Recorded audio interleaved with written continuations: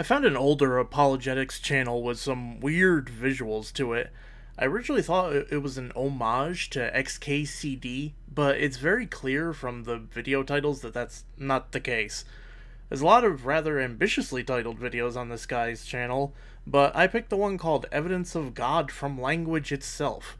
I'm not sure what that specifically means, but I don't think I've heard this claim before, so it should be pretty interesting, actually.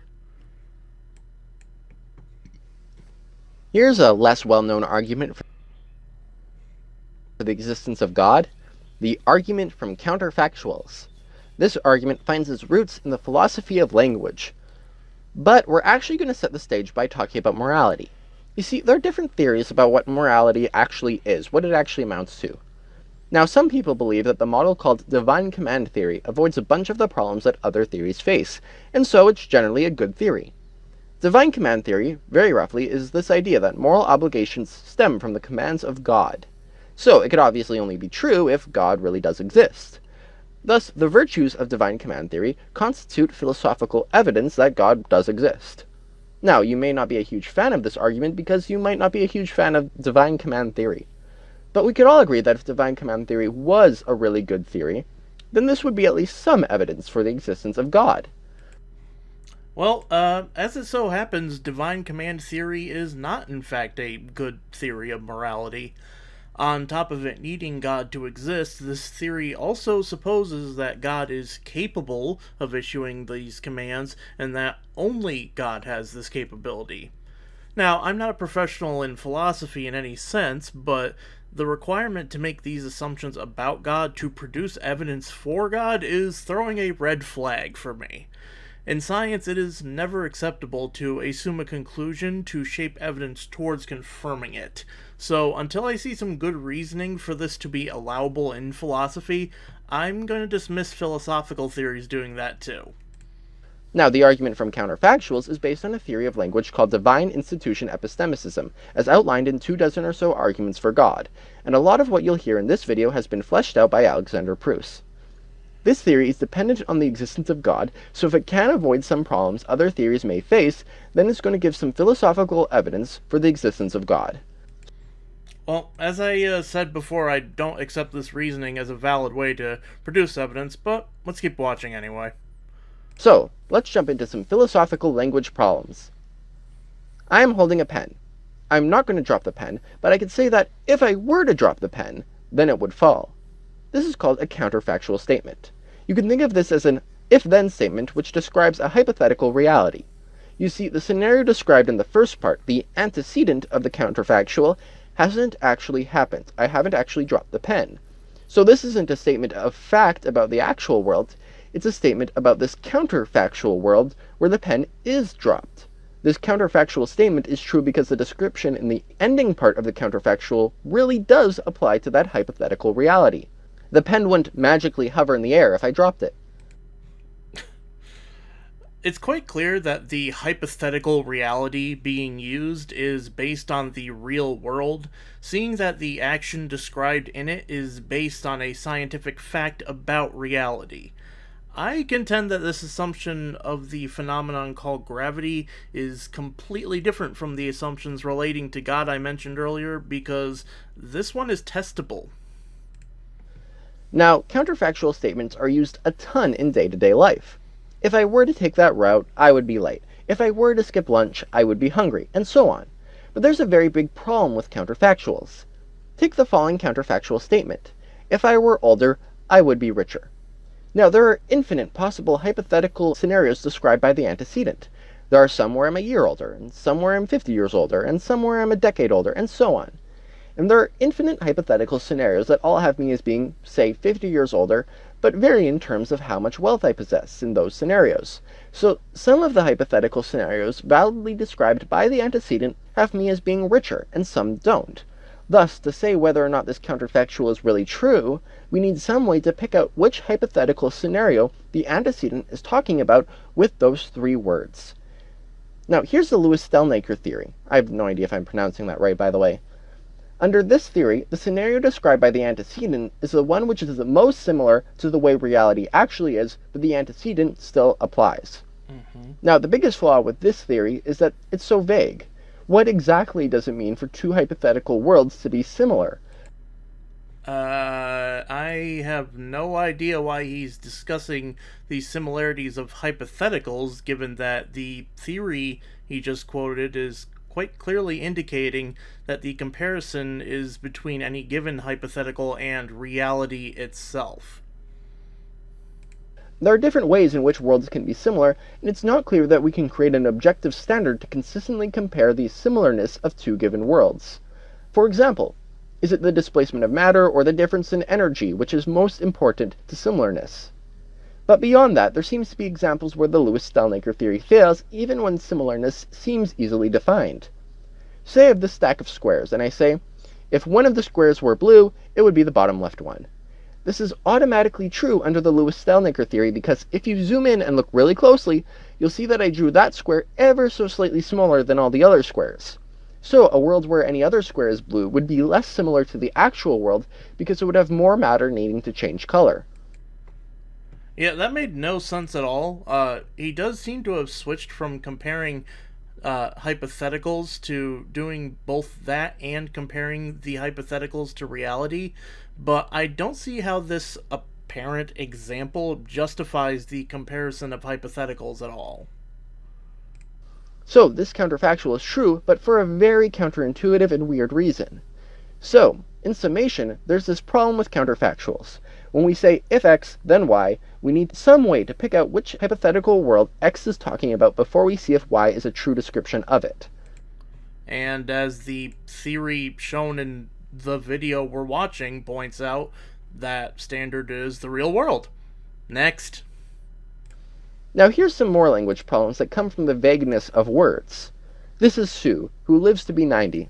If we say Sue is young, this would be true to say at the beginning of her life, and wrong to say at the end of her life. But when does it switch over from being true to false? Is there a very specific point in time when it went from being true to being false? But then, what defines that point in time? Young is a relative term whose meaning isn't true or false, but situationally applicable or inapplicable given the conversational usage of the word. For example, if Sue at age 89 went to visit a group of people over 100 years of age, then she could be called young relative to the average age of the group of people. Many words, like in everyday language, work exactly this way. Or take this example. We could say Bill is bald. This is false when he has a full head of luscious flowing hair, and true if he has no hairs. But if he has 3 scraggly hairs, is it still true? Or what about 100 hairs that are half a millimeter long? Is there a specific point where Bill's hair reaches a specific length and then, bam, Bill is bald becomes false? Having a super specific age or a super specific hair length that would act as a transitioning point from true to false for all these sentences seems a bit odd, but it would allow us to maintain a very useful fact about language. Regardless of the claimed usefulness of terms having absolute true or false meanings, some just don't. Bald is another relative term, like young. Properly formulated sentences are always true or false. If you don't have this principle, you need to deal with sentences sometimes existing in an ethereal state between true or false. So maintaining this principle would be very nice as long as our theory of language can actually shoulder it.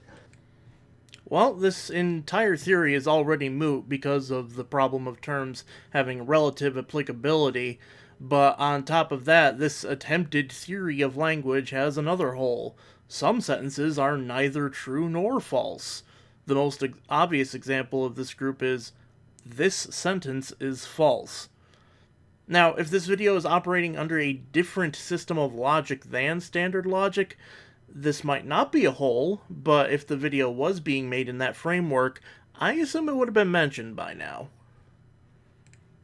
Now, this principle might not entail that we always know whether sentences are true or false, just that they always are true or false. Now, here's the theistic framework that allows us to keep this principle, divine institution epistemicism. Here's the idea. Sometimes I can make a statement using words whose definition I don't know exactly. For example, I could say a platypus is a mammal, without knowing what the exact definition of the word mammal really is. But there is a definition which has been precisely dictated by experts in the field of taxonomy. They have decided what it means for a creature to be a mammal, and I am employing their definition whenever I use that word, even if I have no idea what that definition really is, or who the experts are, or that they even have this authority. Now, according to divine institution epistemicism, God is the ultimate expert of everything. So, whatever is happening beneath the surface that allows experts to define some words to some extent, allows God to define all words to an ultimate extent.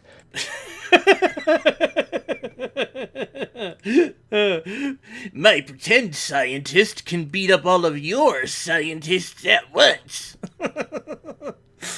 Well, I've got a real shocker for the video maker. I can expose to him what the mysterious standard of expertise is that allows scientists to define technical language that has specific meanings. It's reality.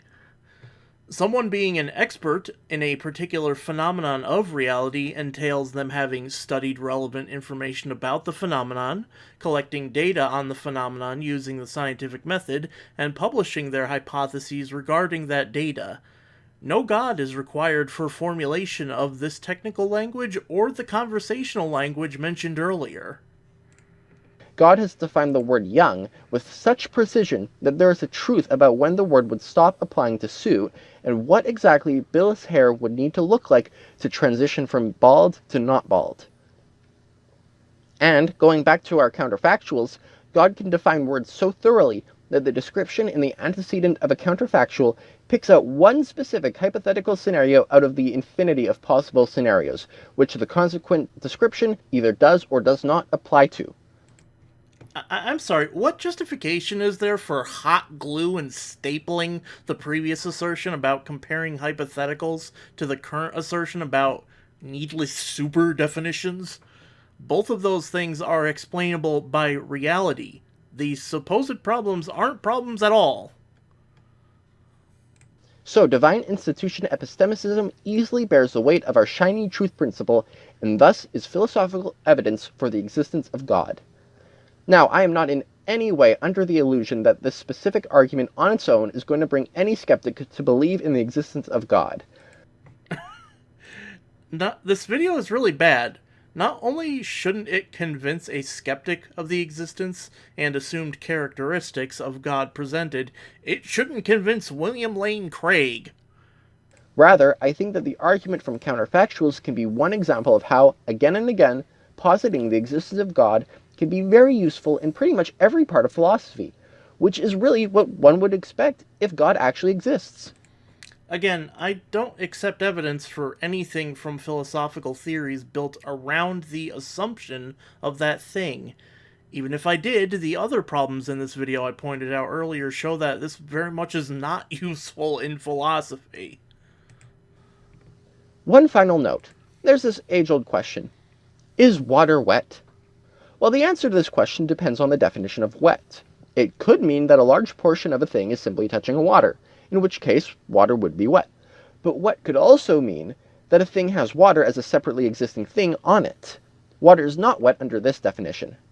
Now, which definition of wet is the true one? Well, that's up to God, given divine institution epistemicism. But there isn't a clear way to access what definition God has chosen with certainty this side of heaven. Thus, the answer to is water wet is the only metalinguistic framework that can make sense of this question is divine institution epistemicism, which entails that there is a bona fide proposition with an unknowable truth value dictated by the divine will necessitating a fortiori the existence of God. That's the end of this video. Thank you for watching. Please subscribe if you enjoy this kind of content. Really? That was the punchline to this video? Well, that was just disappointingly dumb.